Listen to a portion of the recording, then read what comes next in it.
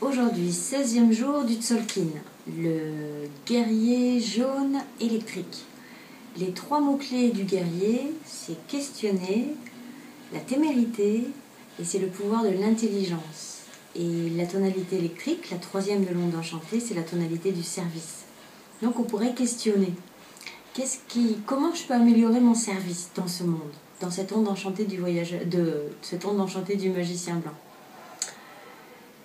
Eh ben, ça pourrait être, comme dit Don Miguel Ruiz, être un pur messager pour ce monde. Si je suis pleinement moi-même, c'est comme ça que je rends service au monde. Et le guerrier jaune, il fonctionne en doublon avec l'enlaceur des mondes.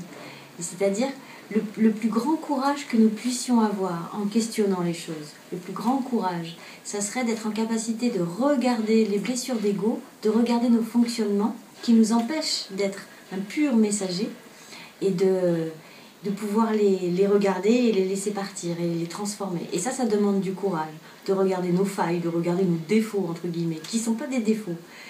Ce que j'adore, c'était le premier livre que j'ai rencontré sur toutes ces informations. J'ai appris récemment qu'il était traduit en français. C'est l'Oracle Maya, Mayan Oracle.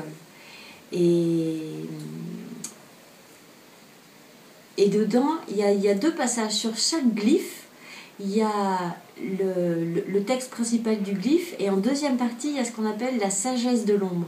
C'est-à-dire, c'est pas une ombre pour une ombre mauvaise, c'est juste nous faisons nos traversées, nous faisons nos explorations de la condition humaine, de la dualité, et nous transformons. Donc l'ingrédient, c'est ce que nous avons à transformer. Donc oui, ça nous amène la sagesse. C'est parce qu'on ose les regarder, on ose les transformer, qu'on est en capacité de les changer et de faire un cran en plus dans cette spirale d'amour ou d'illumination, appelons-la comme on veut, ou de guérison.